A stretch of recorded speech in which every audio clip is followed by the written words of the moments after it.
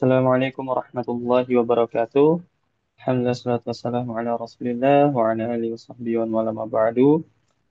Segala puji kita panjatkan atas kehadirat Allah Subhanahu wa taala atas rahmatnya serta limpahan nikmatnya yang telah dikarenakan pada kita, yang mana jika kita hendak menghitung nikmat tersebut, tentunya kita tidak akan dapat menghitung nikmat-nikmatnya.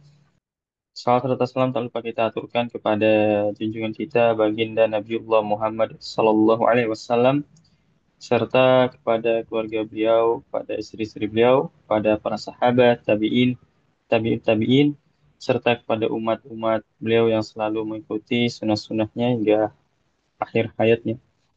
Baik jamaah kajian Bumikum Ngaji yang semoga dirahmati Allah. Insya Allah pada malam hari ini kita akan melaksanakan atau mengikuti kajian tematik yang mana pada kajian kesempatan kali ini kita akan membahas tema menjadi insan yang pemaaf. Dan insya Allah kajian akan diisi oleh beliau Ustadz Wira Mandiri Bahrun Hafizullah Ta'ala.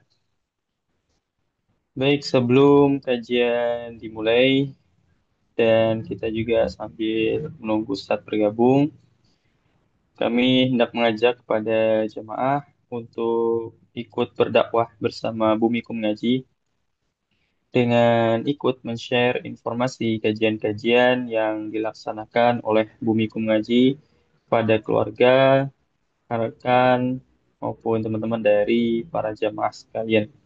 Semoga apa yang jamaah bagikan, jamaah share, nanti Allah berikan balasan dengan sebaik-baik balasan.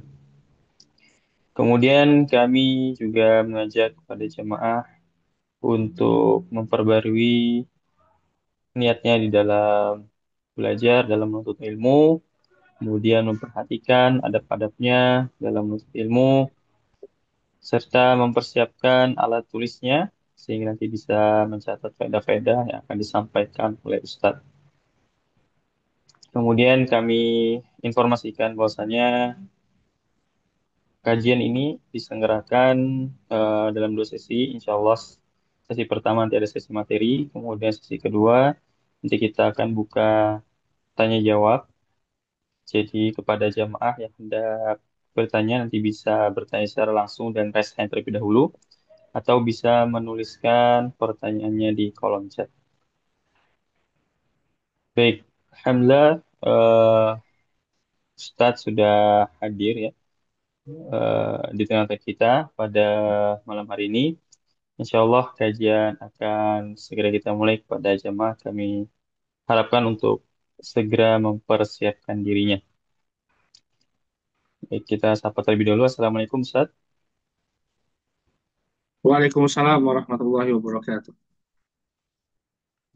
Bagaimana kabarnya Ustadz? Sehat? Alhamdulillah, baik. Gimana kabarnya? Alhamdulillah. Sehat ya? Ini mohon Alhamdulillah saya, sehat.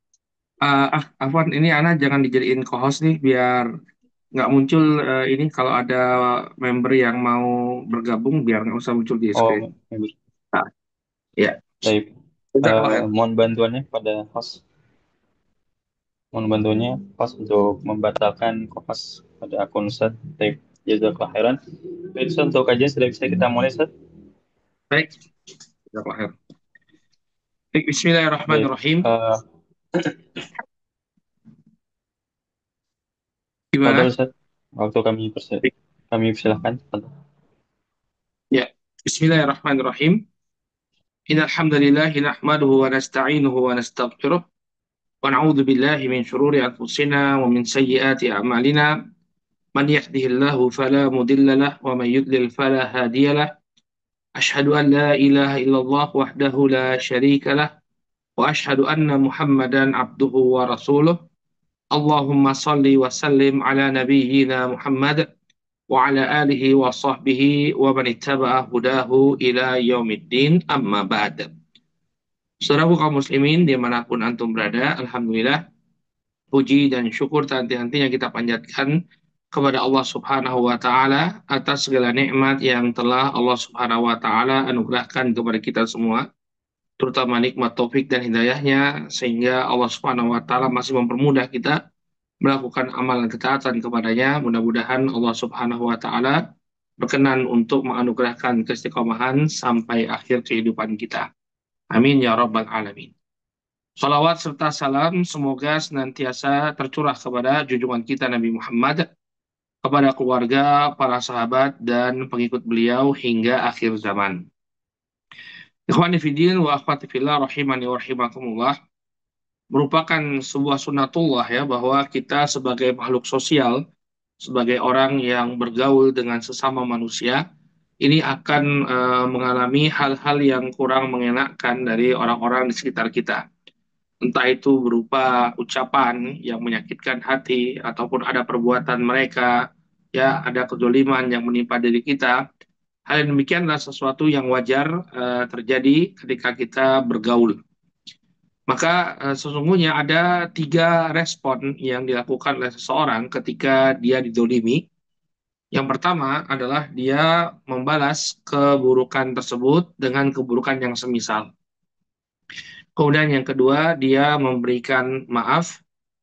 Kemudian yang ketiga, dia membalas keburukan tersebut dengan sesuatu yang lebih parah. Ya, 3 respon ini disebutkan oleh Allah Subhanahu wa Ta'ala di dalam Al-Quran, di surat Asy-Syu'ara ayat yang ke-43, ayat yang ke-40, ya Allah Subhanahu wa Ta'ala berfirman, "Wa jazaa'u sayyi'atin sayyi'atu mithluha. Faman 'afa wa aslaha fa ajruhu 'ala Allah, innahu la yuhibbul zalimin." Kata Allah Subhanahu wa Ta'ala, "Wa jazaa'u sayyi'ati sayyi'atun mithluha." Dan balasan sebuah keburukan adalah keburukan yang semisal. Barang siapa yang memaafkan dan berbuat islah, berbuat perbaikan, fa'ajurhu 'ala Allah, maka pahalanya ditanggung oleh Allah Subhanahu wa Ta'ala. Innahu la yuhibbul zalimin. Sesungguhnya Allah Subhanahu wa Ta'ala tidaklah mencintai orang-orang yang berbuat zalim. Maka para ulama, di antaranya Fadilatul Syekh Abdurrahman bin Nasir As-Sa'di rahimahullah, di dalam tafsirnya beliau menyebutkan bahwa ayat ini menunjukkan 3 tingkatan respon seseorang terhadap perbuatan zalim. Ya, kita bacakan saja penjelasan beliau ya dengan lebih gamblang ya, agar kita lebih gamblang memahami ayat ini. Kata Syekh As-Sa'di rahimahullahu taala, "Dzakarallahu fi hadhil ayah maratibal uqubat." Di dalam ayat ini Allah Subhanahu wa Ta'ala menyebutkan tingkatan-tingkatan balasan atas kezaliman yang ditimpa oleh seseorang. Wa annaha ala salasi maratib, dan dia ada 3 tingkatan. Ya, respon seseorang terhadap kezaliman ini ada 3 tingkatan. Adlun wa fadlun wa zulmun. Yang pertama adalah balasan yang adil. Kemudian yang kedua, balasan yang lebih utama. Kemudian yang ketiga, balasan berupa kezaliman. Balasan berupa kezaliman.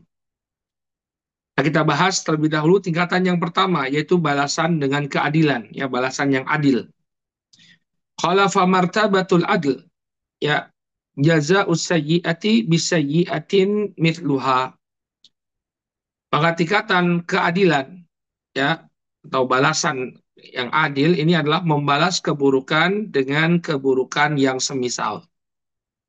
La ziyadata wala naqsa, tanpa penambahan dan tanpa pengurangan. Jadi membalas dengan balasan yang setimpal. Fanafsu binafsi, maka jiwa dibalas dengan jiwa. Misalnya ada anggota keluarga kita yang terbunuh, maka yang membunuh dihukum dengan dikisos, yakni dihukum bunuh. Wa kullu jarihatin bil jarihati ya al-mumatsalah laha. Dan setiap bekas luka dibalas dengan bekas luka yang semisal. Misalnya seseorang dipukul 1 kali, ya, ada orang yang didolimi dengan dipukul 1 kali, maka dia boleh membalas dengan pukulan 1 kali juga kepada orang yang menzolimi dirinya. Jangan kemudian 1 pukulan dibalas dengan 10 pukulan misalnya. Ya, tidak, tapi dia membalas sesuai dengan apa yang ditimpakan kepada dirinya. Wal mal yutmad bimithlihi, demikian juga harta diganti dengan yang semisal.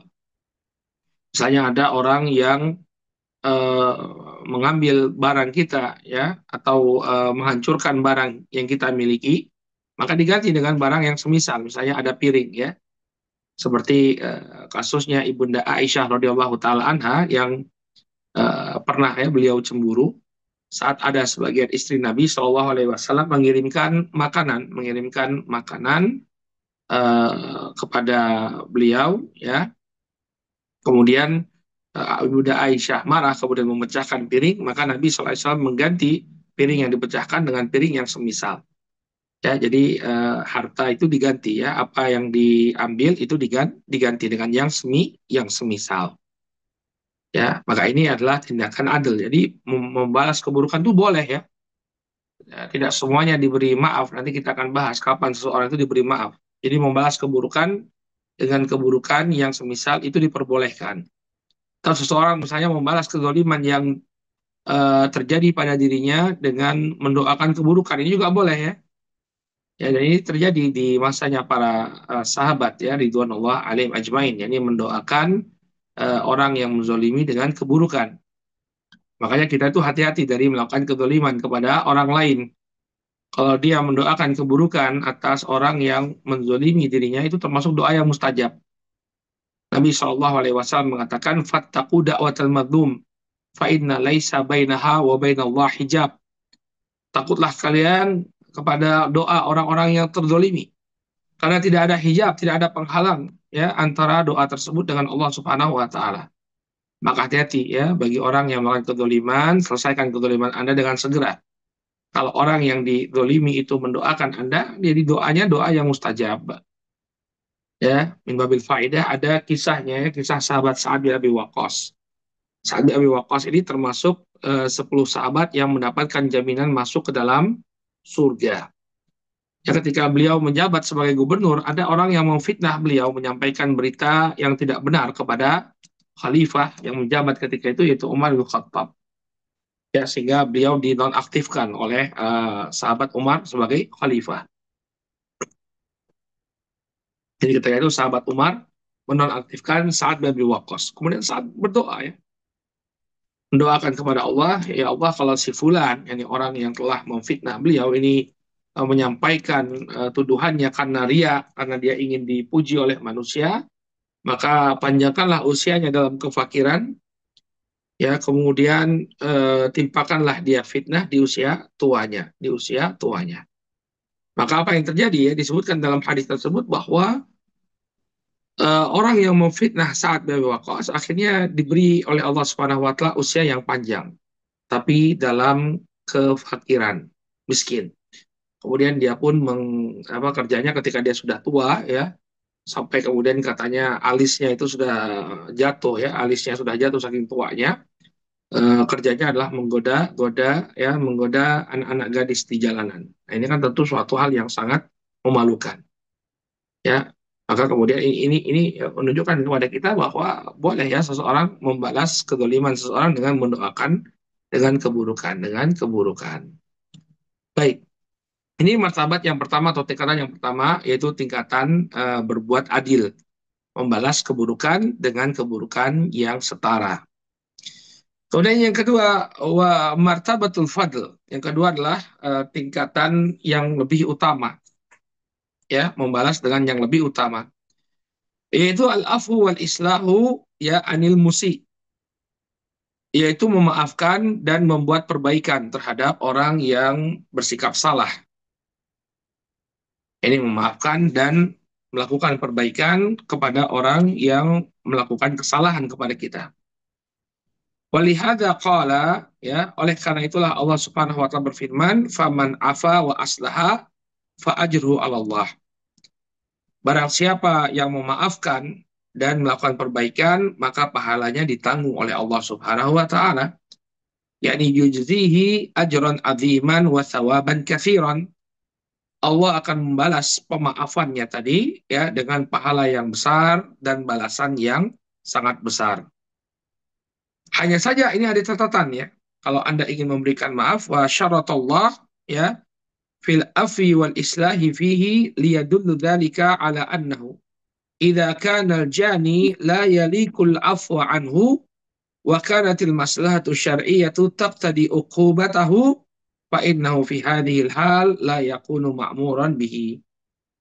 Dalam ayat ini Allah mempersyaratkan ya, dalam pemberian maaf itu ada islah, ada perbaikan. Jadi ketika kita memberikan maaf, orang yang diberikan maaf itu menjadi lebih baik. Sehingga bukanlah sikap yang bijak kalau kita memberikan maaf kepada orang yang pemberian maaf itu tidak membuat dia menjadi lebih baik. Misalnya orang punya track record dia melakukan tindakan kezoliman, ya dimaafkan zolim lagi, dimaafkan zolim lagi, maka bukan tindakan yang pas Anda memberikan maaf kepada dirinya, karena itu akan membuat dia semakin menjadi-jadi, ya akan membuat dia semakin menjadi-jadi dengan kezolimannya. Ya maka perlu melihat aspek islah, apakah dengan pemberian maaf ini orang itu menjadi lebih baik, ya atau misalnya orang ini track recordnya bagus, orangnya bagus, cuma dia tergelincir saja dalam kesalahan ini, maka lebih utama bagi Anda untuk memberikan maaf. Ya, apabila idza kana al-jani la yalikul afwa anhu wa kanat maslahatu syar'iyyatu taqtadi uqubatahu fa innahu fi hadhihi hal la yakunu ma'muran bih. Apabila seorang pelaku kesalahan tersebut ya tidak layak untuk mendapatkan maaf, kemudian kemaslahatan syariah ya menuntut untuk memberikan hukuman kepadanya, artinya lebih maslahat kalau dia itu dihukum, maka dalam kondisi yang seperti ini dia tidaklah diperintahkan untuk memberikan maaf. Jadi Anda lihat dulu kondisi orang tersebut ya, makanya mungkin ini yang menjadi alasan kenapa para sahabat tidak serta-merta memberikan maaf kepada semua orang. Ada yang mereka doakan dengan keburukan karena mungkin mereka kalau diberikan maaf ya maka akan menjadi. Kemudian kata beliau fi ja'li ajril afi 'ala Allahi ma yahiju 'alal afi. Kemudian ada faedah di sini disebutkan oleh Syekh Sa'di ya. Kata beliau di sini Allah Subhanahu wa taala menjadikan pahala bagi orang-orang yang memaafkan ya. Fa'ajruhu 'ala Allah ya, maka pahalanya ditanggung oleh Allah. Maka di sini terdapat sebuah faedah bahwa Allah Subhanahu wa taala mendorong kita untuk memberikan maaf.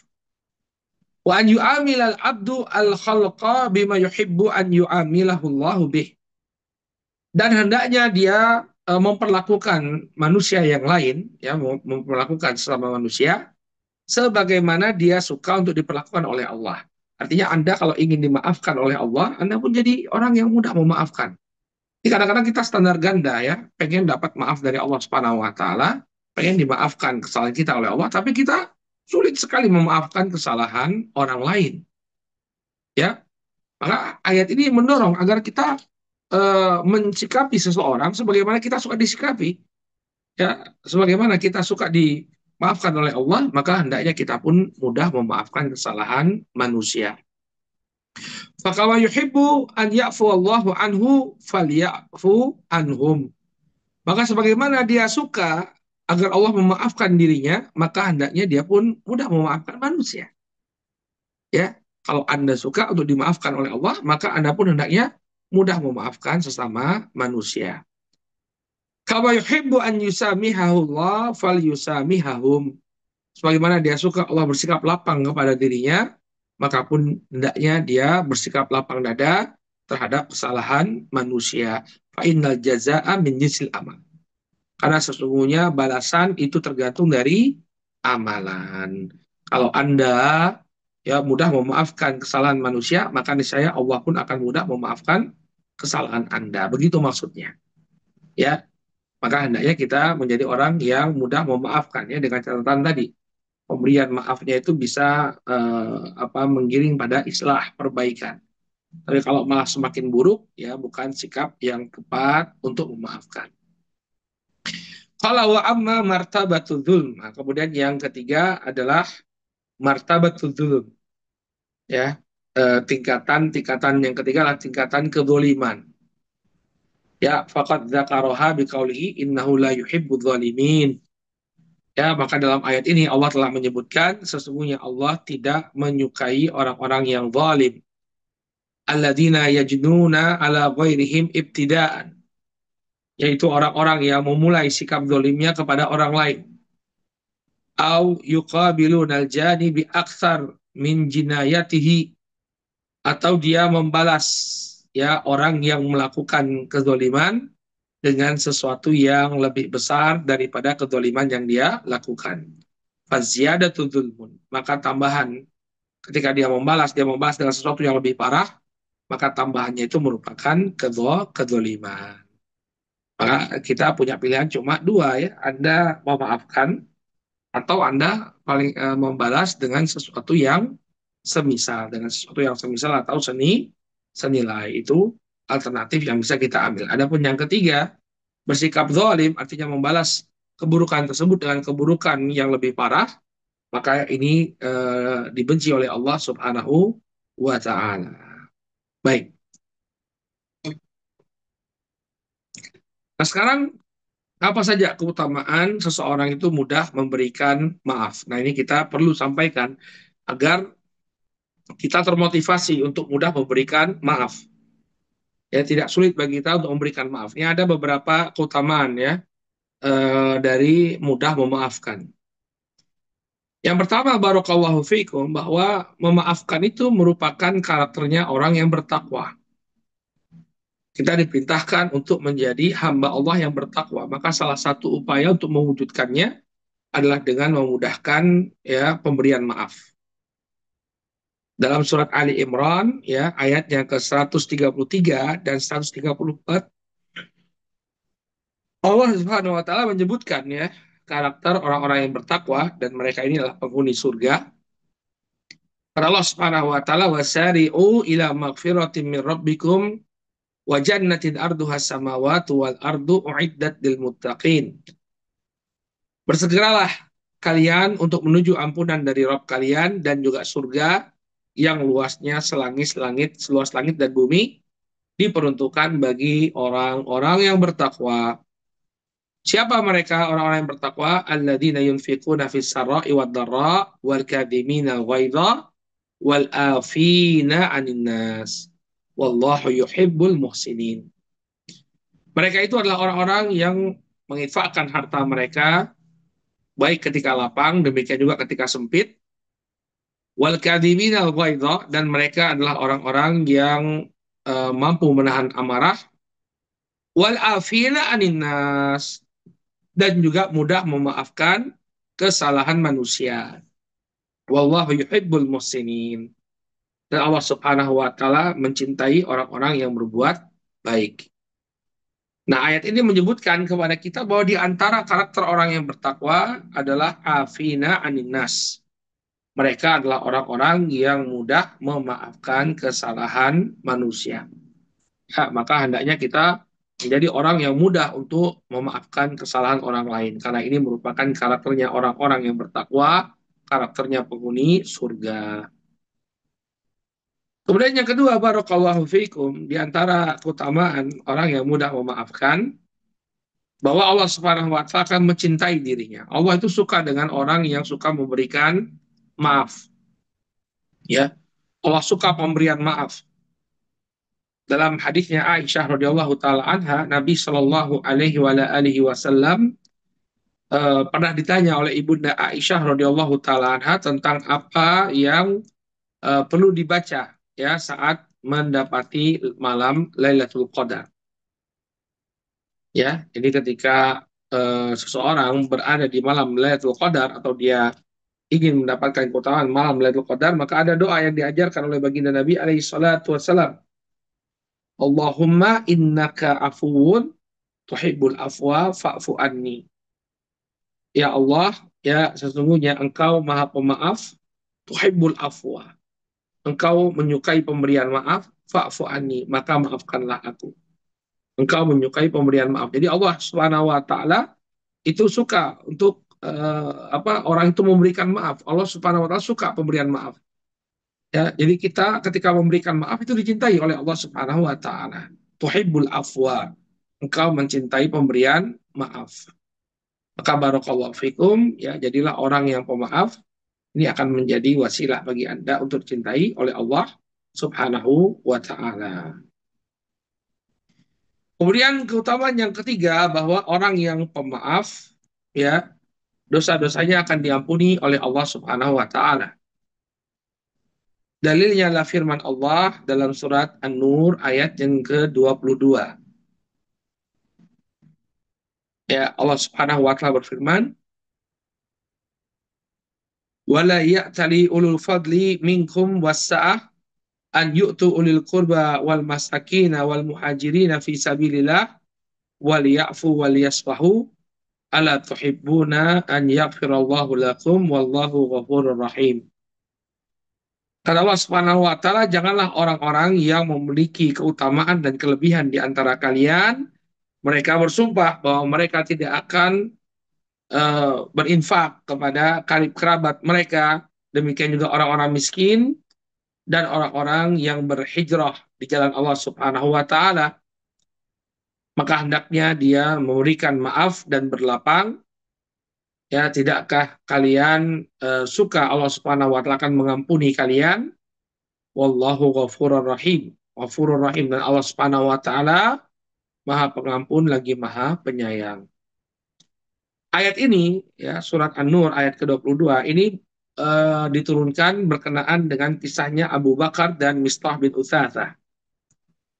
Jadi begini kisahnya, cukup panjang ya, dijelaskan dalam hadis atau ifk ya, peristiwa ifk, bahwa dulu Nabi Shallallahu Alaihi Wasallam dalam keadaan safar ya, safar bersama sebagian para sahabat.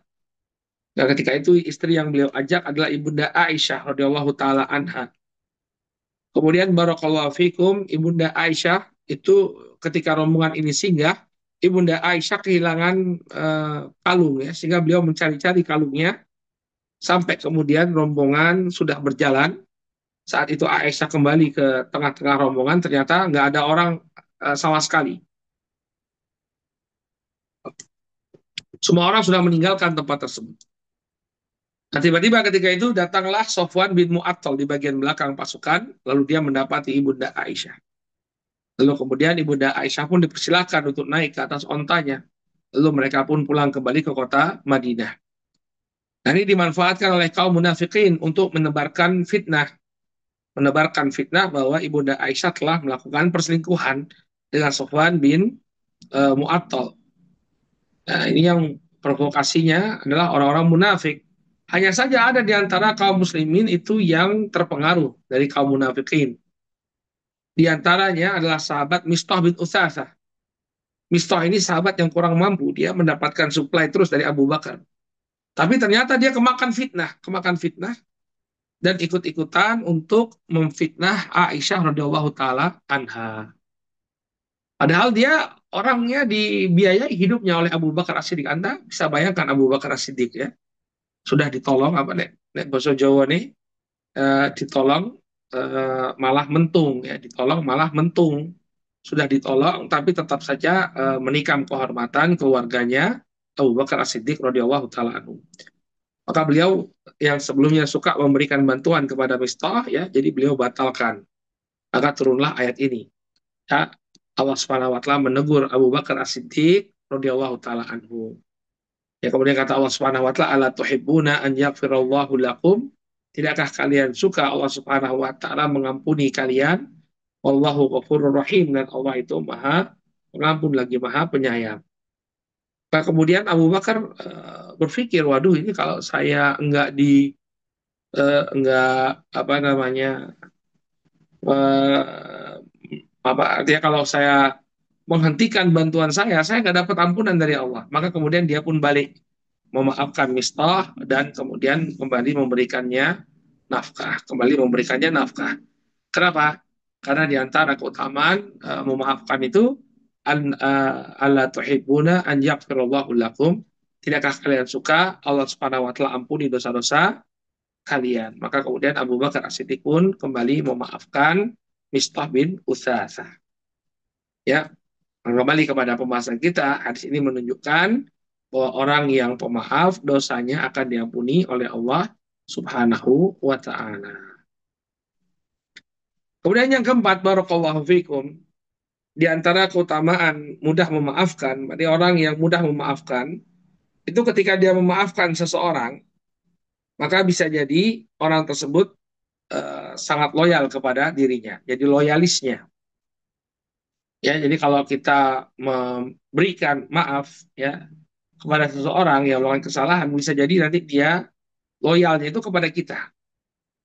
Allah mengatakan wala tastawil hasanah wala sayyi'ah idfa billati hiya ahsan fa idzal ladzi bainaka wa bainahu adawah ka'annahu waliyyun hamim. Kata Allah Subhanahu wa taala, tidaklah sama kebaikan dengan keburukan. Maka tolaklah keburukan tersebut dengan cara yang lebih baik. Fa idzal ladzi bainaka wa bainahu adawah, ketika ada ya permusuhan di antara engkau dan orang lain, ka'annahu waliyyun hamim. Ketika engkau memberikan maaf, maka seakan-akan mereka menjadi teman yang setia. Jadi kalau kita memberikan maaf, maka orang pun eh, akan loyal kepada kita, akan loyal kepada kita. Contohnya saja penduduk kota Mekah, kan Nabi itu memberikan maaf itu ya. Kalau Anda baca kisah Fathu Makkah, menaklukkan kota Mekah, kita dapati Nabi Shallallahu Alaihi Wasallam memberikan maaf. Al-yawma antum mutlaqa. Pada hari ini kalian bebas. Padahal beliau mampu saja untuk melakukan eksekusi satu persatu kepada orang-orang Quraisy, tapi nggak beliau lakukan. Karena beliau pemaaf. Dan kemudian dengan pemberian maaf itu, barakallahu fiikum, ya Allah Subhanahu Wa Taala berikan hidayah ya kepada penduduk kota Makkah. Mereka pun masuk Islam secara berbondong-bondong. Idza ja'a nasrullahi wal fath wa ra'aitan nas yadkhuluna fi dinillahi afwaja. Apabila engkau melihat ya idza ja'a nasrullah, apabila datang pertolongan dan kemenangan, engkau bisa melihat orang-orang masuk ke dalam agama Allah dengan berbondong-bondong. Dengan berbondong-bondong. Makanya memberikan maaf itu di antara hikmahnya bahwa orang yang kita beri maaf itu akan menjadi loyalis kita. Dan setelah itu para sahabat yang baru masuk Islam ketika itu ya mereka berlomba-lomba untuk menunjukkan loyalitas mereka kepada Rasulullah Shallallahu Alaihi Wasallam. Kemudian yang kelima di antara keutamaan mudah memaafkan bahwa dengan pemberian maaf dari kita ya ini akan membuat kita semakin mulia di hadapan Allah. Ya, Nabi Shallallahu Alaihi Wasallam mengatakan mana kosot sodakotun min malin wa mazadallahu abdan bi'afwin illa izan. Tidaklah harta itu berkurang ya karena sodakoh. Demikian juga tidaklah seorang wa mazadallahu abdan bil afi illa izan. Dan Allah tidaklah menambah pada diri seseorang ya kemuliaannya kecuali dengan pemberian maaf. Artinya orang yang memberikan maaf ini akan dimuliakan oleh Allah Subhanahu wa taala. Ya wa mazadallahu abdan bi'afin illa izzan. Tidaklah seseorang itu dia ditambah oleh Allah Subhanahu wa taala ya sifat pemaaf kecuali akan membuat dia semakin mulia. Nah, inilah barakallahu fikum ya keutamaan-keutamaan pemberian maaf. Nah, sekarang bagaimana caranya? Ini penting ya. Bagaimana caranya agar kita mudah memaafkan? Ya, caranya yang pertama, hendaknya punya kesadaran ya bahwa perbuatan zalim atau sebelumnya ya, sebelum kita masuk kepada poin ini, caranya ya Anda selalu mengingat-ingat kebaikan dari sikap mudah memaafkan tadi. Ya, bahwa memaafkan ini menjadi sebab kita dicintai oleh Allah ya, memaafkan menjadi sebab Allah Subhanahu wa taala ampuni dosa-dosa kita ya. Demikian juga kita telah sebutkan bahwa pemberian maaf kepada orang yang tepat ini akan bisa mengubah dia menjadi orang yang loyal kepada kita dan seterusnya. Jadi ini yang pertama, kalau Anda ingin mudah memaafkan, keutamaan-keutamaan ini hendaknya senantiasa Anda ulang-ulang.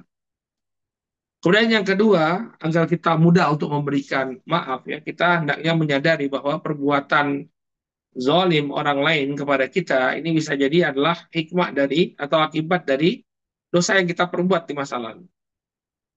Ya, jadi Allah ingin ingatkan kita dengan kezaliman tersebut. Ya sudah maafkan saja karena ini peringatan dari Allah Subhanahu wa taala. Ya.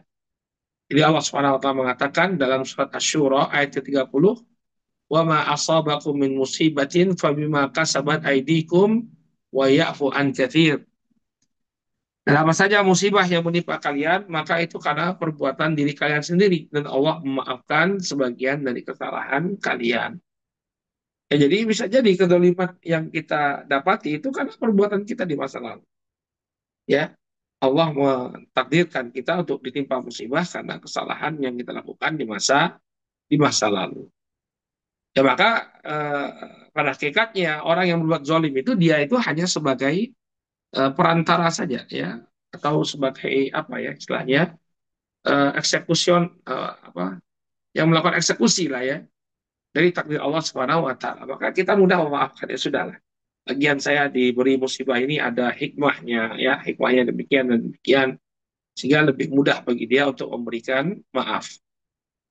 Ya, lebih mudah bagi dia untuk memberikan maaf.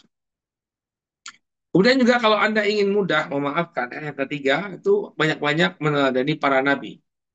Nabi kita itu, Nabi kita Muhammad Shallallahu Alaihi Wasallam itu adalah orang yang pemaaf, bahkan nabi-nabi sebelum beliau. Ya seperti Nabi Yusuf, Anda bisa lihat surat Yusuf, baca surat Yusuf. Itu bagaimana kezaliman yang menimpa Nabi Yusuf alaihissalam. Tapi ketika para sahabat, atau bukan para sahabat ya, kakak-kakak beliau datang minta maaf ya, Nabi Yusuf dengan mudah untuk memberikan maaf, gampang sekali. Ya ketika mereka mengatakan qalu tallahi laqad atharaqallahu alaina wa in kunna la khatiin. Ya, mereka mengatakan demi Allah sesungguhnya Allah telah melebihkan engkau wahai Yusuf di atas kami, dan memang dahulu kami adalah orang-orang yang bersalah. Jadi mereka ngaku salah. Mereka ngaku salah. Sampai kemudian Nabi Yusuf mengatakan la tasriba wa qala la tasriba alaikumul yaum yaghfirullahu lakum wa huwa arhamur rahimin. Ya, beliau mengatakan tidak ada celaan bagi kalian hari ini. Semoga Allah Subhanahu wa taala mengampuni kalian dan Dia adalah yang Maha Penyayang. Lihat bagaimana Nabi Yusuf alaihissalam, la tasriba alaikumul yaum. Beliau dengan mudah memberikan maaf, tidak ada celaan bagi kalian setelah hari ini. Makanya Anda coba lihat, ini kan dalam surat ayat yang ke-91 ya. Nah, itu setelah Nabi mengatakan, Nabi Yusuf mengatakan la tasriba alaikumul yaum, tidak ada celaan bagi kalian, ya. Itu beliau tidak lagi mengungkit-ungkit peristiwa yang terjadi di masa lalu. Ya, ketika beliau bertemu dengan bapaknya Nabi Yakub alaihissalam, Nabi Yusuf tidak kemudian cerita, saya dulu begini begini begini diperlakukan begini begini begini gara-gara kakak saya begini begini, begini. Enggak. Ya tidak. Kenapa? Beliau sudah berjanji la tasriba alaikumul yaum. Tidak ada celaan bagi kalian. Ya, tidak ada celaan bagi kalian. Maka ya sudah. Yang sudah sudah. Demikian juga Nabi kita Muhammad SAW ya, kalau kita lihat bagaimana beliau mudah sekali memberikan maaf. Jadi kita sudah pisahkan ya, pakai peristiwa Fatu Mekah, beliau memberikan amnesti secara umum. Ya, maka orang-orang Mekah pun kemudian masuk Islam dan menjadi pendukung Nabi Shallallahu Alaihi Wasallam. Demikian juga dalam peristiwa perang Taif, ya, perang Taif atau peristiwa dakwah beliau ke Taif. Beliau Shallallahu Alaihi Wasallam itu dilecehkan sedemikian rupa oleh penduduk Taif. Ya dikatakan apakah tidak ada lagi orang yang patut untuk menjadi nabi sehingga Allah mengutusmu. Ada yang mengatakan saya akan merobek-robek dinding Ka'bah kalau engkau memang beneran seorang rasul. Ya nggak mungkin Allah jadikan kamu saya sebagai seorang rasul. Maka banyak sekali pelecehan yang diterima oleh Nabi sampai kemudian beliau dijelek-jelekkan atau dijadikan bahan ejekan oleh orang-orang bodoh di kota Taif. Lalu datanglah malaikat ketika itu, ya, di malaikat Jibril dengan ditemani oleh malaikat penjaga gunung. Lalu Nabi ditawarin, ya, kalau memang engkau ingin wahai Muhammad, maka ini malaikat bisa menjatuhkan dua gunung di atas mereka. Maka Nabi dengan mudah memberikan maaf. Ya, beliau mengatakan bal arju an yukhrijallahu min asalibihim ya man ya'budullaha wahdah la yusyriku bihi syai'a. Bahkan aku berharap bahwa Allah Subhanahu wa taala akan mengeluarkan dari tulang sulbi ya mereka, ya, generasi yang mentauhidkan Allah semata, tidak ada sekutu baginya. Jadi dengan mudah Nabi Shallallahu Alaihi Wasallam memberikan maaf kepada mereka, ya tidak kemudian apa namanya membalas keburukan dengan keburukan yang semisal. Padahal Nabi berhak ya, Nabi berhak untuk menjatuhkan hukuman kepada mereka. Tapi Nabi Shallallahu Alaihi Wasallam eh, mengatakan tidak ya, saya berharap dari tulang sulbi mereka muncul generasi yang mentauhidkan Allah Subhanahu wa taala. Baik, Allah taala alam bisawab. Mungkin ini yang bisa kita sampaikan, mudah-mudahan bermanfaat. Kemudian kalau ada yang ingin ditanyakan, kami persilakan. Tafadhol.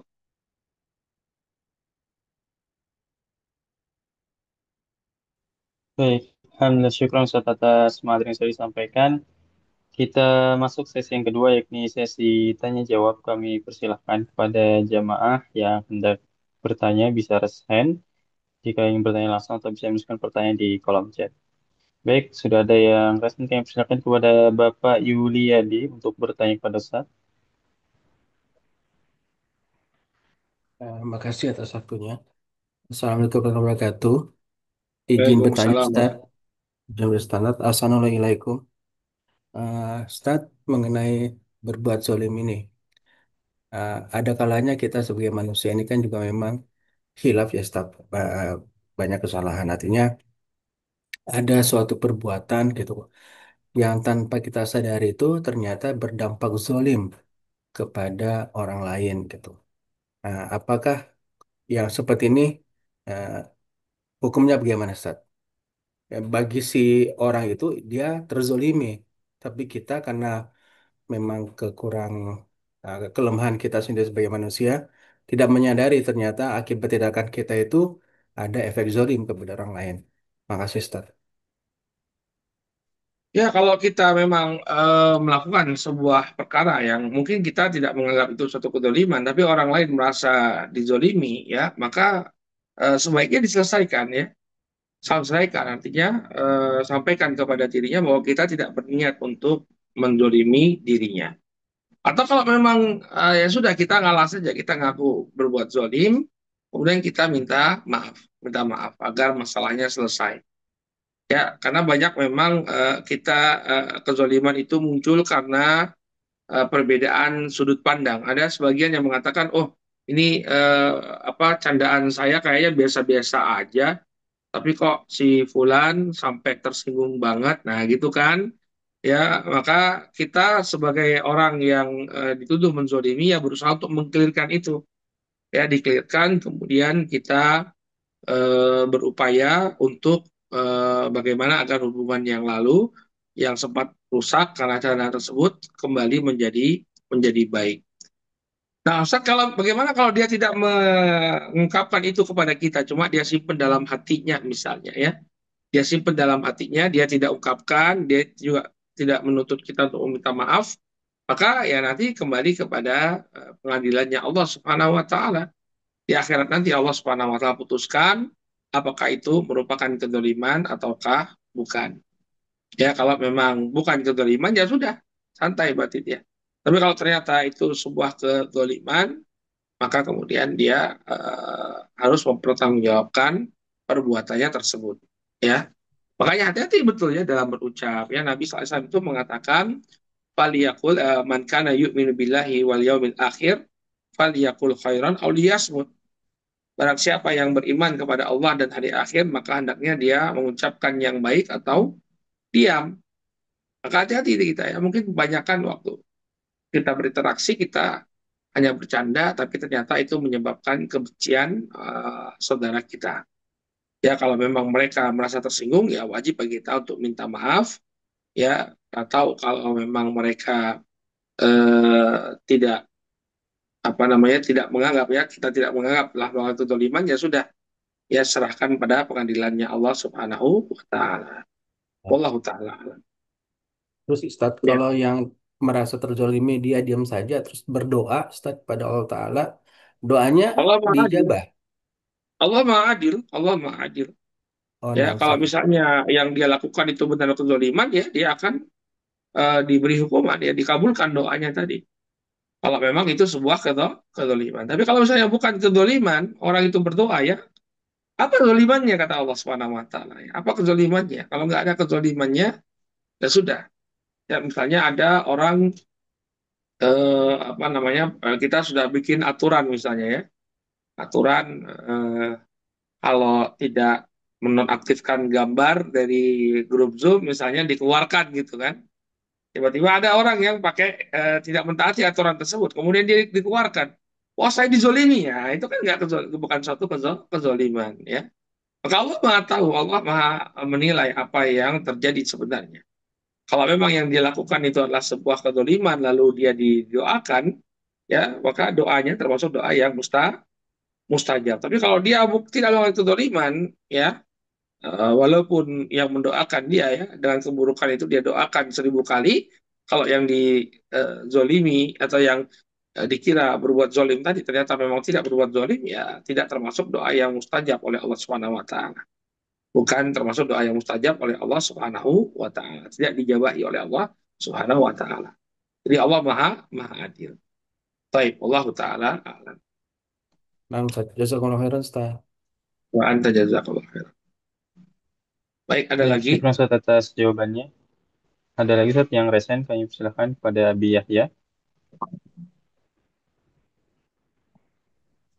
Betul. Assalamualaikum warahmatullahi wabarakatuh. Waalaikumsalam warahmatullahi wabarakatuh. Ustaz, bagaimana seumpama kita ini pernah banyak salah lah sama seseorang gitu ya, sama seseorang, lalu kita nyoba untuk apa, untuk meminta maaf sama dia, tapi kayaknya orangnya rada-rada enggan gitu. Itu gimana Ustaz sikap kita Ustaz, seharusnya? Baik, sikap kita adalah berusaha, berusaha agar keluar kata maaf yang tulus dari dia. Jadi kalau kita sudah terlanjur berbuat zolim kepada seseorang, lalu dia tidak memberikan maaf, ya kita berupaya, misalnya memberikan apa yang dia suka, ya atau kita memohon, mungkin ada orang yang punya kedekatan, ya punya kedekatan dengan dia, ya kita mohonkan, tolong dong, saya memang kemarin hilaf tuh berbuat salah sama orang tersebut, ya sama si Fulan. Tolong dong kamu lobiin agar dia mau memaafkan saya benar-benar nyesal deh. Ya, jadi kita berupaya agar keluar kata maaf. Jangan kemudian saya sudah minta maaf. Ya, berapa kali lo minta maaf? Sekali doang. Ya, jangan, ya berupaya. Salahnya sendiri kenapa berbuat zalim. Ya, lo datangin kayak kasih kue kayak kasih apa yang dia suka, ya atau hubungi orang yang punya kedudukan di depan dia, ya tolong dilobiin biar bisa memaafkan. Nah, berusaha. Jangan kemudian saya sudah minta maaf ya. Ya saya pernah dengar ceramah seorang ustadz ya, ada orang yang melakukan kezoliman, ya melakukan kezoliman kemudian dia pengen minta maaf. Orang yang dizolimi mungkin karena terlalu sakit hati nggak mau ngasih maaf. Lalu, bagaimana Pak Ustadz? Saya sudah minta maaf.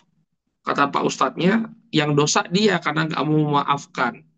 Ya, ente nggak dosa lagi karena ente udah minta maaf. Nggak gitu juga ya. Itu hak orang loh mau memaafkan atau tidak ya. Jadi kalau misalnya orang tidak mau memaafkan, dia juga nggak dosa. Kalau misalnya dia nuntut, nggak, ntar kita bawa nih di akhirat tuh di hadapan Allah, nggak salah dia. Itu haknya dia. Memaafkan tuh hak. Ya, artinya kalau dia mau memaafkan, itu yang kita harapkan. Kalau dia nggak mau memaafkan, nanti siap-siapin ya, siap-siapin pahala gitu ya, atau lobby ya agar dia mau apa namanya nyelesain masalahnya di dunia, jangan dibawa ke akhirat. Terus-menerus kita upayakan.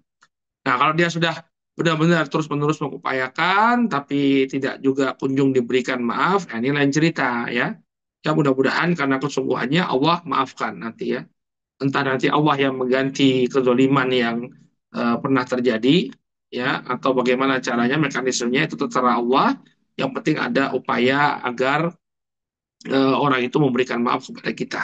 Kita sudah mengupayakan yang maksimal, ya kita mengupayakan yang maksimal. Tapi kalau dia tetap tidak kunjung memberikan maaf, ya sudah itu serahkan kepada Allah Subhanahu Wa Taala.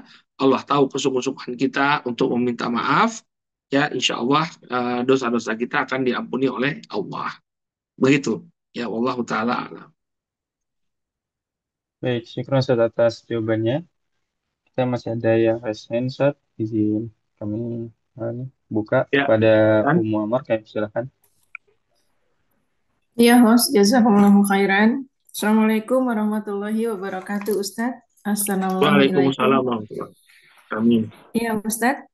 Ada pertanyaan yang masuk. Yang pertama, mohon nasihat dari Ustadz. Assalamualaikum warahmatullahi wabarakatuh. Ustadz, bagaimana cara mengajarkan anak? Dia sudah menjelang balik, Ustadz. Anak ini kalau dikasih tahu, misalnya, jangan begitu, itu salah. Misalnya dia tahu itu salah, dia mengakui Ustadz. Oh iya salah, tapi tidak pernah minta maaf Ustadz. Kalau diingatkan, ya minta maaf dong. Kan udah ngaku salah, jadi jawabannya seperti itu. Apakah sebaiknya ini tetap diajarkan bahwa walaupun mengakui salah, tetap maaf itu harus diucapkan? Mohon nasihat dari Ya, Ustadz. Jazakumullahu khairan. baik. Kalau kesalahan itu berupa kezaliman kepada orang lain, ya minta maaf. Ya, jadi tidak cukup ngaku salah doang, tapi kamu harus minta maaf ya agar orang yang dizolimi itu merasa ridho. Tapi kalau kamu ngaku salah saja, tapi tidak meminta maaf kepada orang yang dizolimi, ya itu tetap akan berlanjut nanti di akhirat. Ya, ya maka harus minta maaf, minta penghalalan. Ya, sebagaimana yang disabdakan Nabi SAW ya. Apa namanya, barang siapa yang melakukan kezaliman maka hendaknya dia meminta penghalalan ya sebelum datang hari di mana dinar dan dirham itu tidak lagi berlaku, tapi yang berlaku itu adalah pahala. Jadi Anda tidak cukup ngaku salah juga, tapi harus minta maaf, minta penghalalan dari orang yang dizolimi. Ya, karena nanti kalau misalnya tidak ada pemberian maaf dari orang tersebut, ya sudah masalahnya akan berujung ke akhirat, hari di mana tidak ada lagi dinar dan dirham, yang jadi mata uang transaksi di akhirat nanti adalah pahala. Jadi pahala abang, ngomong aja pahala abang ntar kesedot tuh untuk bayar kezoliman kalau belum dimaafin oleh orang yang dizolimi. Jadi harus diiringi dengan permintaan maaf. Ya, bahasa apa namanya, bahasa syariatnya apa, istihlal, dia meminta untuk dihalalkan, meminta untuk dihalalkan. Wallahu taala a'lam. Iya Ustadz, Baik. pertanyaan keduanya Ustadz. Ustadz, bagaimana bila misalnya itu kezoliman tapi kecil-kecil Ustadz? Misalnya kalau di rumah sama-sama keluarga menumpahkan air misalnya. Terus kalau dikasih tahu, ala cuma air aja. Padahal air di dapur misalnya, tapi terus makanan di ruang tamu. Jadi airnya kalau dikumpulin sebenarnya banyak, tapi selalu disepelekan. Apakah kalau yang kecil-kecil sepele seperti ini juga harus minta maaf Ustadz? Karena sebenarnya ini zolim sama orang yang membersihkan atau merapikannya. Mohon nasihat Ustadz, jazakumullahu khairan. Nah, Nabi SAW mengatakan adzulmu dzulumat yaumal qiyamah. Kezaliman sekecil apapun dia akan menjadi kegelapan yang berlipat ganda pada hari kiamat nanti. Nauzubillah. Maka jangan remehkan kezaliman walaupun sesuatu yang sangat remeh. Kalau memang Anda membuat susah orang, menzolimi orang, ya hendaknya dihentikan ya. Jangan suka membuat orang susah walaupun hanya dengan apa namanya, makanan, mengotori ruang tamu dengan makanan atau ruang keluarga dengan makanan ya. Selama itu kedoliman pasti akan dihitung oleh Allah Subhanahu wa taala. Ya, maka jangan kemudian diremehkan. Ya. Iya Ustadz. Pertanyaan selanjutnya Ustadz, Afwan. Assalamualaikum warahmatullahi wabarakatuh. Ustadz, Salam. bagaimana apabila ada orang non-muslim, orang kafir yang memfitnah kita, kemudian mereka minta maaf, apakah kalau kita memaafkan itu baik dan berpahala? Jazakumullahu khairan atas nasihat Ustaz. Ya, kembali kepada kaidah kemaslahatan tadi yang disampaikan oleh Syekh Sa'di. Kalau misalnya memberikan maaf kepada mereka akan membawa kemaslahatan, ya, membuat mereka melihat keindahan Islam, ya, membuat mereka, oh ternyata orang Islam itu pemaaf, ya. Maka tentu memberikan maaf kepada mereka adalah sesuatu yang lebih baik. Ya, jadi kembali kepada kemaslahatan. Tapi kalau misalnya pemberian maaf itu membuat mereka semakin menjadi-jadi, ya maka bukan sikap yang layak untuk memberikan mereka maaf. Ya bahkan ini bisa menjadi peremehan bagi kaum muslimin. Cuma kalau misalnya orangnya baik gitu ya, kalau orang kafir juga bertingkat-tingkat ya. Ada orang yang baik dia ya, sama tetangga yang kaum muslimin baik, sama temennya orang muslim itu baik ya. Ada yang memusuhi juga, ada yang jelek juga, ada yang suka menzolimi juga. Maka Anda nilai tadi orangnya itu orang yang baik atau tidak. Kalau misalnya orang yang baik cuma dia tergelincir, ya saya kira lebih afdol untuk memberikan maaf sambil dia kita tunjukkan akhlak yang mulia dari seorang muslim ya, mudah-mudahan bisa menjadi jalan bagi dia untuk mendapatkan hidayah Allah Subhanahu wa taala. Nah, Iya, Ustadz. Artinya kalau bagi individu pemberi maaf yang seorang muslim ini, apakah dia dapat pahala, Ustadz? oh dapat pahala, dapat pahala. Ya, pemberian Iya, maaf itu Ustadz. sifatnya umum ya, walaupun kita berikan maaf itu bukan kepada seorang muslim ya, kita tetap dapat pahala.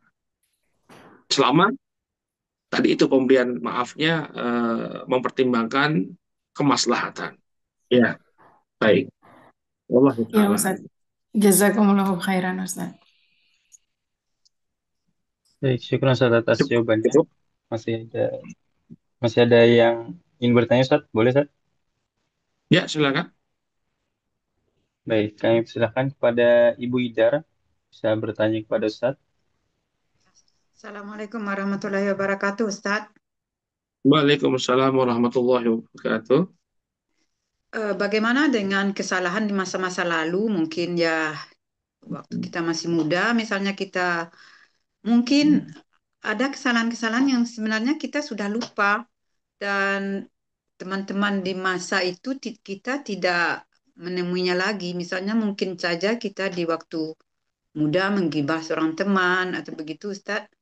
Apakah itu tetap dihisap walaupun kita tidak telah lupa atau mereka juga telah lupa, Ustaz? Bagaimana itu, Ustaz? Terima kasih pencerahannya. Tetap dihisap, ya, nggak ada sesuatu apapun yang akan lepas dari Allah. Faman ya'mal mithqala dzarratin khairan yarah, wa man ya'mal mithqala dzarratin syarran yarah. Barang siapa yang melakukan suatu amal kebaikan ya sebesar dzarrah, itu dia akan melihat hasilnya. Demikian juga orang yang melakukan amalan keburukan sebesar dzarrah pun dia akan lihat akibat dari apa yang dia perbuat. Ya, maka dia berusaha semaksimal mungkin, misalnya dia mendoakan sahabat-sahabatnya secara umum, ya, dengan rahmat dan ampunan dari Allah Subhanahu Wa Taala. Ya, mudah-mudahan itu bisa menjadi mempermudah hisab dia nanti di akhirat. Ya, kalau misalnya dia doakan saudara-saudaranya, ya mudah-mudahan nanti di akhirat saudara-saudaranya yang pernah dia dolimi tidak menuntut. Dan hendaknya dia perbanyak amalan ya, karena nanti alat tukarnya di akhirat itu adalah amalan soleh. Maka siapkan banyak amalan soleh ya, sampai tahu nanti dia nuntut, ya sudah kita bayar dengan amalan soleh kita. Syukur-syukur karena doa yang kita panjatkan untuk mereka, ya mereka tidak menuntut kita di akhirat nanti. Itu tujuannya. Tujuannya kata para ulama, kenapa kita doakan mereka dengan kebaikan, kita sebut-sebut mereka dengan kebaikan, agar nanti di akhirat ya tidak berbuah tuntutan. Ya, jadi mereka akan ya udah melupakan apa yang pernah kita lakukan berupa kedoliman, masalah selesai. Ya, itu kenapa kita mendoakan mereka dengan kebaikan. Tapi kalau misalnya mereka tidak melupakan kedoliman tersebut, pengen tetap nuntut, ya Anda siapkan amalan. Ya, siapkan amalan untuk membayar kedoliman tersebut. Wallahu taala a'lam. Ustadz, tambahannya, apakah cukup misalnya dengan kita mendoakan semua kaum muslimin dan muslimat yang percaya pada hari hisab, itu termasuk semua orang yang pernah mungkin kita zalimi, apakah cukup dengan doa itu, Ustadz? Sebaiknya dengan khusus, karena ini kan berlaku, dia kan punya tujuannya khusus ya. Tujuannya adalah agar orang-orang yang pernah dia zolimi itu memaafkan dia. Jadi doakan ya, mungkin ya Allah, teman-teman yang saya pernah zolimi, teman-teman yang saya pernah gibahi, limpahkanlah rahmatmu kepadanya, limpahkanlah ampunanmu kepadanya. Tujuannya khusus, karena ini bukan semua orang muslim ya yang kita zolimi, hanya sebagian orang saja dari teman-teman kita. Maka kita pun meminta agar Allah Subhanahu wa taala mengampuni dosa-dosa mereka. Ya, wallahu taala. Jazakallah khairan Ustaz. Wa anti jazakillah khairan. Insya Allah saya laksanakan. Ya, makanya jangan mudah lolimi orang ya. Terutama ini saya ingetin kawan-kawan itu ya, yang di medsos itu ya. Nggak, jangan mudah mencela sesama muslim ya. Orang-orang kalau yang masih percaya dengan rukun iman itu punya kehormatan ya. Kadang-kadang kita itu ada masalah perbedaan apa namanya masalah fikih yang harusnya ditolerir udah jadi sebab untuk saling mencela. Ya, ada ustadz bikin statement yang mungkin kita kurang serap udah dicaci maki itu hati-hati antum ya. Demikian juga kalau ada ustadz A beda sama ustadz B berkelahi mereka misalnya antar ustadz Anda ikut nimbrung di sana. Ya, Anda ikut mencaci maki ustadz yang tidak Anda sukai ya. Itu hati-hati itu ya. Jangan jangan dianggap remeh itu. Saya pernah lihat ustadz ya masalah pemilu kemarin ada ustadz yang apa namanya memilih misalnya kita ikut pemilu. Ya, kemudian ada ustadz yang nggak ikut pemilu. Ini kan masalah-masalah istihadiyah. Kemudian ya nggak celah, wah dicela, ustadz mencela, mencela, ustadz begini-begini. Itu hati-hati itu ente. Ya, di akhirat nanti dihitung itu. Ya, kalau ustadznya nggak memaafkan, itu ya siap-siap saja, ya siap-siap saja. Ya makanya hati-hati. Ya kita jangan kemudian apa mudah untuk mencela orang lain karena perbedaan-perbedaan yang apa yang harusnya kita kita tolerir. Ya ini misalnya ada ustadz berkelahi, nanti ustadznya sudah damai, kamu belum minta maaf sama ustadz yang kau zalimi. Ustadznya udah cipika-cipiki, udah maaf-maafan, kamu belum minta maaf sama ustadz yang kau zalimi. Gimana nanti urusannya di akhirat? Makanya hati-hati ikhwan yang sudah kenal sunnah. Itu saya sering lihat, apalagi kan ikhwan ini kadang-kadang lisannya lebih parah daripada orang-orang awam itu ya. Ketika mencela, karena mungkin udah dianggap nih ustadz sesat ya, sesat. Padahal dalam permasalahan-permasalahan yang harusnya kita tolerir gitu ya. Hati-hati antum, ya. Hati-hati antum. Kalau antum bersikap berlebihan seperti itu, khawatir termasuk orang yang muflis. Sementara ustadz yang mungkin dia celah ya, ustadznya orang soleh ya, orang yang nggak pernah tinggal qiyamul lail, dia sibuk dengan dakwah, dia baca Quran, zikir kepada Allah. Anda jelek-jelekkan di medsos, semua orang baca itu. Ya hati-hati makanya ya. Kok gampang sekali saya sering lihat itu ya, celaan-celaan yang muncul di internet. Ya, ini ada sebuah kasus realita itu ya. Zaman dahulu ya sekitar berapa ya 15 tahun yang lalu lah. Ada orang yang suka beri gelar ya, berikan gelaran yang buruk ya kepada salah seorang ustadz ya. eh Ustadznya diberi nama binatang begitu, kemudian ditulis di belum ada medsos waktu itu, ada pakai blog-blog begitu ya. Ya akhirnya apa yang terjadi? Saya lihat sendiri, Ustadz yang dia jelekin Allah berikan kedudukan yang mulia jadi pengajar di Masjid An-Nabawi. Sementara dia akhirnya mendapatkan sesuatu yang sangat tragis itu ya, satu hal yang sangat tragis. Allah tuh maha adil ya, Allah akan balas kedoliman itu. Kita kita bisa melihat sendiri bagaimana Allah membahas kedoliman, sebagaimana kasusnya Sa'ad bin Abi Waqqas itu ya, Allah balas orang yang menzolimi diri beliau yang masih kita lihat. Makanya saya sering sekali menyampaikan kepada ikhwan, ya antum lebih baik nggak dibilang berkokoh manhaj daripada antum menzolimi orang lain ya. Kokoh atau tidak manhaj itu pandangannya manusia, tapi kalau antum menzolimi orang lain itu nanti urusannya sama Allah Subhanahu wa taala. Ini yang perlu saya ingatkan karena melihat fenomena sebagian orang itu mudah sekali apa namanya melakoni memberikan julukan-julukan buruk kepada orang yang berseberangan. Ya Allah taala. Ya, cukup apa ada lagi Baik, yang ingin Ustaz. ditanyakan? Masih ada Ustaz yang resign. Baik, kami persilakan pada Umu Firly.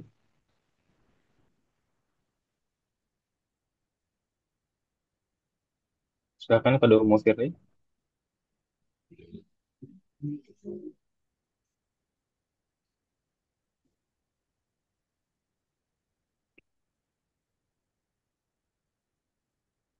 Umu Firly kami persilakan.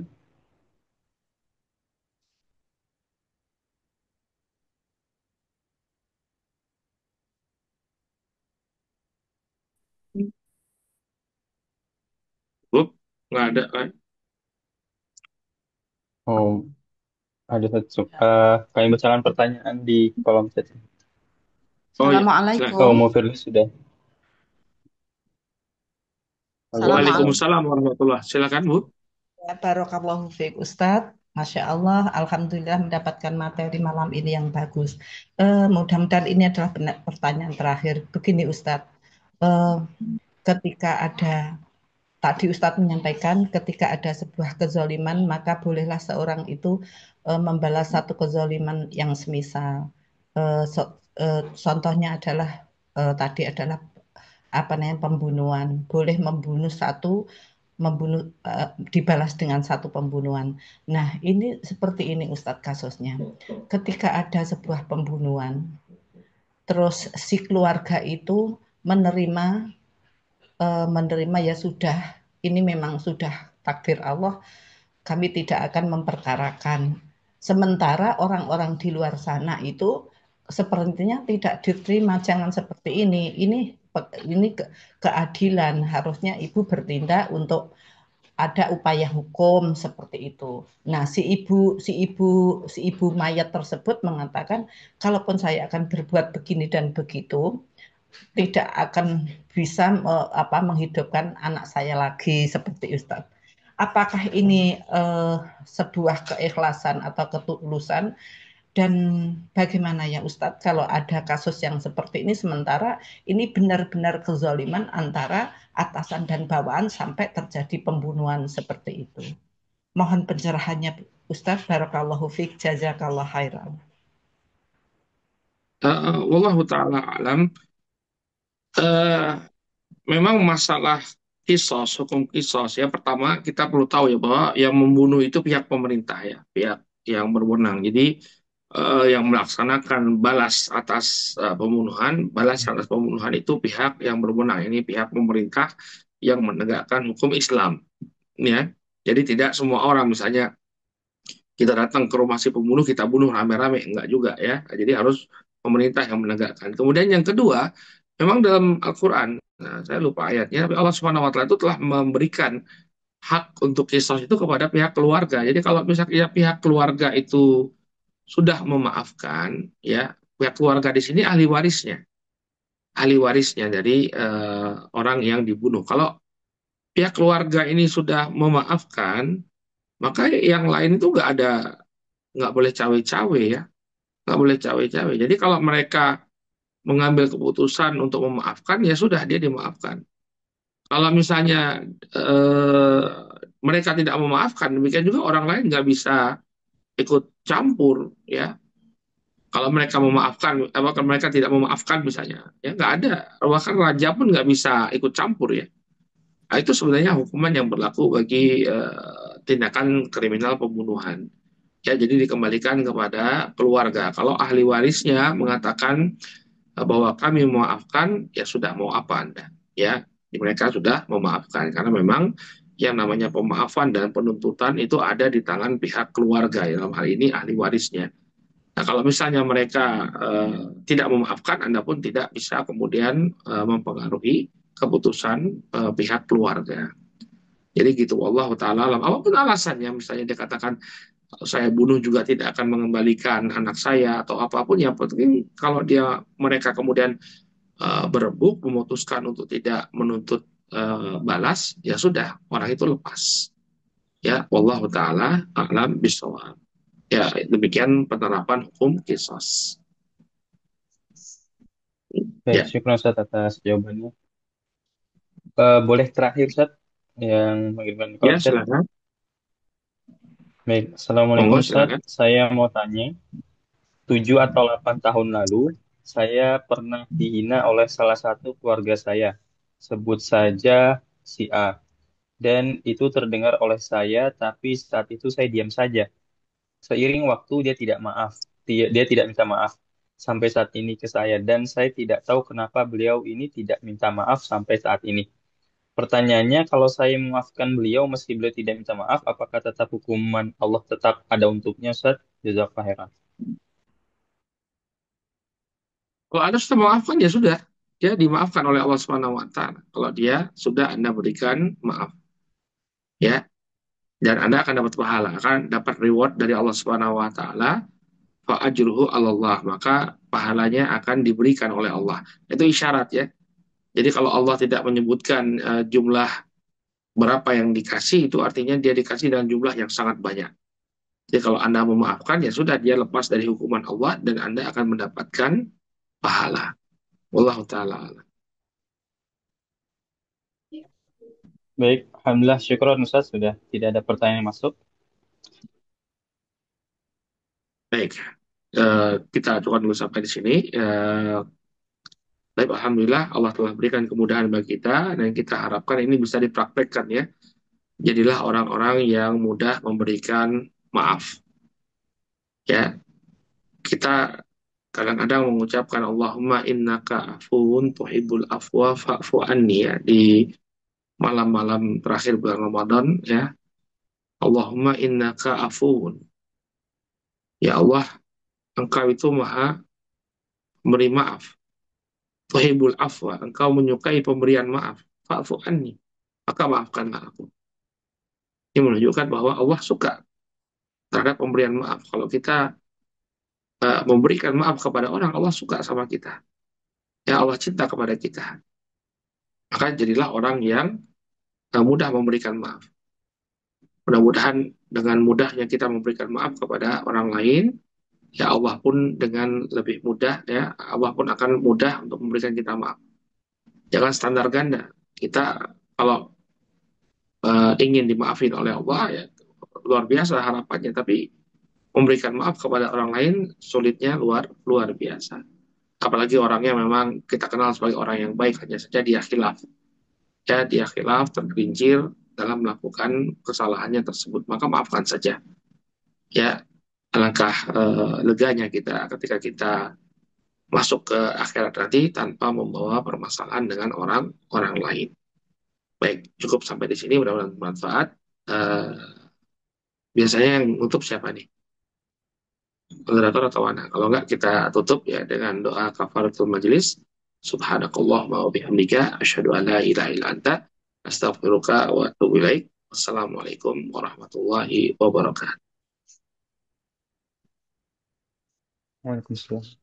Syukran wa jazakumullahu khairan Ustaz atas materi yang sudah disampaikan pada kajian malam hari ini, serta jawaban yang sudah diajukan oleh para jamaah. Kami ucapkan jazakumullah khairan kepada jamaah yang sudah dapat hadir di kajian Bumikum Ngaji pada kesempatan kali ini. Semoga apa yang sudah Ustaz sampaikan tadi bisa menambahkan iman dan takwa kita, serta menambahkan hazanah keilmuan kita, sehingga bisa faedahnya bisa kita amalkan dalam kehidupan sehari-hari dan kita bagikan pada orang-orang di sekitar kita. Baik, mari kita tutup kajian kita dengan doa kafaratul majelis. Baik, kami selaku panitia dari Bumi Kumaji mengucapkan permohonan maaf jika terdapat kekurangan dalam penyelenggaraan kajian pada malam hari ini. Kami pamit undur diri. Wassalamualaikum warahmatullahi wabarakatuh.